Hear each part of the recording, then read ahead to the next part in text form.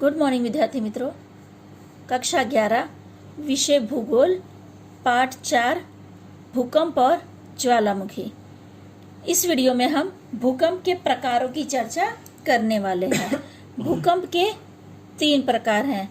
पहला है उत्पत्ति के कारण के आधार पर, दूसरा है भूकंप केंद्र की गहराई के आधार पर और तीसरा है स्थान के आधार पर। पहले हम उत्पत्ति के कारण के आधार पर जानेंगे। तो उत्पत्ति के कारण के आधार पर से 2 प्रकार हैं, प्राकृतिक भूकंप और कृत्रिम भूकंप। प्राकृतिक भूकंप यानी जो अपने आप होता है और कृत्रिम भूकंप जो मानव की वजह से होता है। प्राकृतिक भूकंप के 4 भाग हैं, ज्वालामुखी भूकंप, भूसंचलनीय भूकंप और तीसरा है समस्थित भूकंप, चौथा है महासागर तल्य भूकंप, दूसरा है भूकंप केंद्र की गहराई के आधार पर। तो पहला है छिछला भूकंप। तो छिछला भूकंप यानी पृथ्वी की सतह से 60 किलोमीटर की गहराई तक के भूकंप को छिछला भूकंप कहते हैं। मध्यवर्ती भूकंप तो 60 से 250 किलोमीटर की गहराई तक के भूकंप को मध्यवर्ती भूकंप कहते हैं और गहन भूकंप 250 से लेकर 700 किलोमीटर की गहराई तक के भूकंप को गहरा भूकंप कहते हैं। तीसरा प्रकार है स्थान के आधार पर। तो उसमें पहला है स्थलीय भूकंप यानी जो पृथ्वी की सतह पर होता है और दूसरा है समुद्रीय भूकंप जो समुद्र के तले यानी समुद्र के तले भाग में जो भूकंप आता है उसे समुद्रीय भूकंप कहते हैं। भूकंप मापने के लिए 2 स्केल है। पहला है रेक्टर पैमाना जो भूकंप की तीव्रता मापता है और दूसरा है मार्काली जो पैमाना भूकंप की व्यापकता दर्शाता है। कहने का अर्थ है कि उसका असर कितनी दूरी तक है इसका पता इससे चलता है। यानी पहले से भूकंप की तीव्रता का पता चलता है और दूसरे से भूकंप की व्यापकता का यानी कितनी दूरी में उसका असर है। संभावित भूकंप क्षेत्र तो पहला है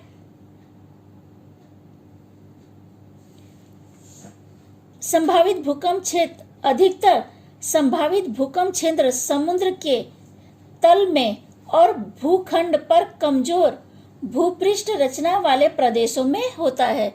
इसका अर्थ यह है कि जहां पर पृथ्वी का भाग कमजोर होता है वहां पर भूकंप का अनुभव कर सकते हैं।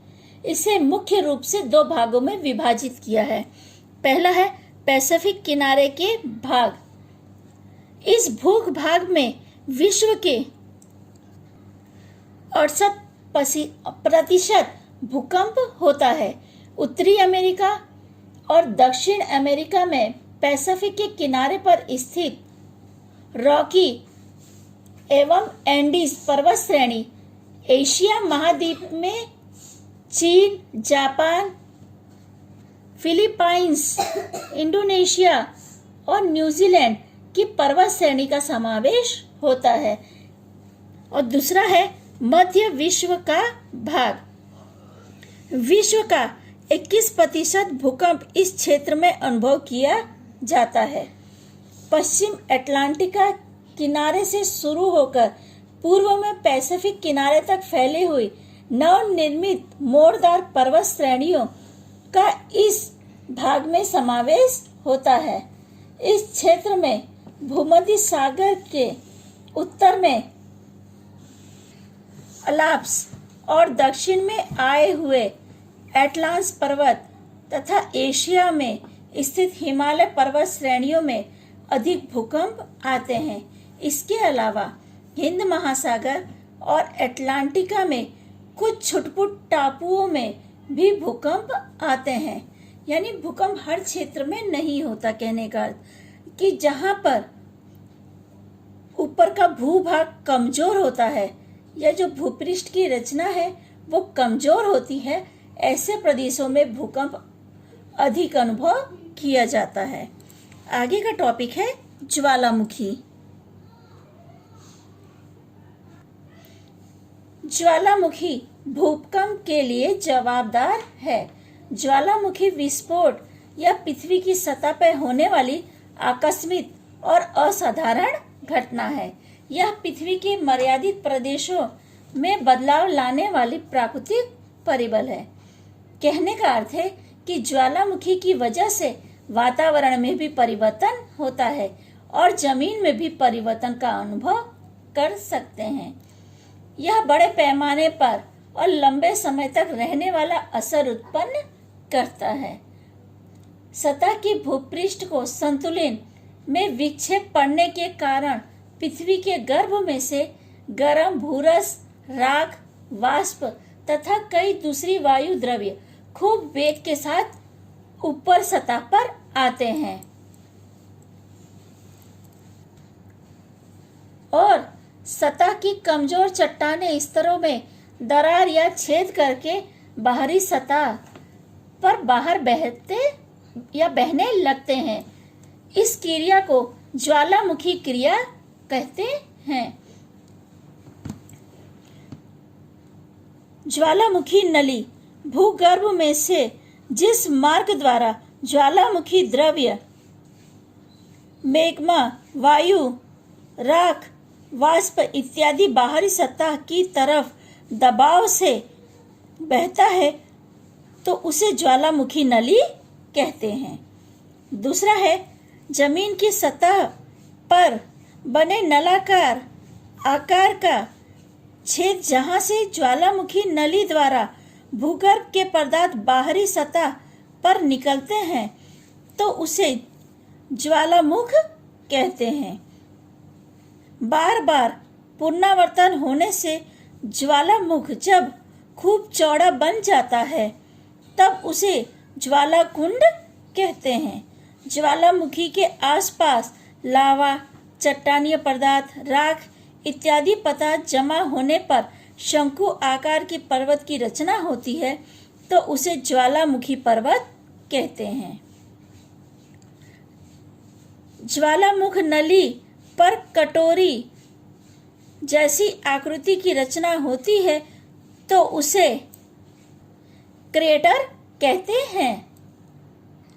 जैसे कि हमने पहली परिभाषा पढ़ी कि ज्वालामुखी नली, तो इसे हम ज्वालामुखी नली कहते हैं।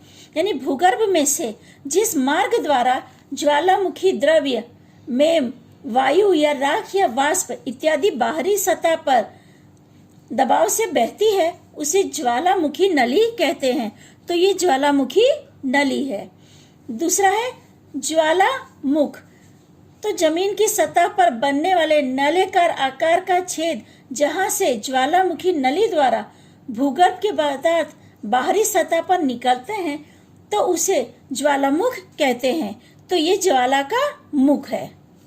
हमारी तीसरी परिभाषा थी बार बार पुनरावर्तन होने से ज्वालामुख जब खूब चौड़ा बन जाता है तब उसे ज्वालाकुंड कहते हैं। इस परिभाषा का अर्थ ये है कि बार बार इस नली के जरिए ज्वालामुखी बाहर निकलता है तो इसे ज्वालामुखी कुंड कहा जाएगा। ज्वालामुखी के आसपास लावा, चट्टानीय पदार्थ, राख इत्यादि पदार्थ जमा होने पर शंकु आकार के पर्वत की रचना होती है तो उसे ज्वालामुखी पर्वत कहते हैं। तो जैसे मैंने आपको बताया कि ज्वालामुखी है, ये ज्वालामुखी नली के जरिए ज्वालामुखी का जो अंदर से राख, वायु, वाष्प, चट्टान के टुकड़े चारों तरफ फैलते हैं तो ये शंकु आकार के पर्वत की रचना करते हैं, जिसे इस पर्वत को ज्वालामुखी पर्वत के नाम से जानते हैं। ज्वालामुखी नली पर कटोरी जैसी आकृति की रचना होती है तो उसे केटर कहते हैं। इसका अर्थ यह है कि अमुक ज्वालामुखी फटके बंद हो जाते हैं तो वहां पर क्या होगा, कटोरी जैसी रचना हो जाती है। ये ज्वालामुखी बार बार जिसमें विस्फोट होता है उसमें की बात नहीं हो रही है।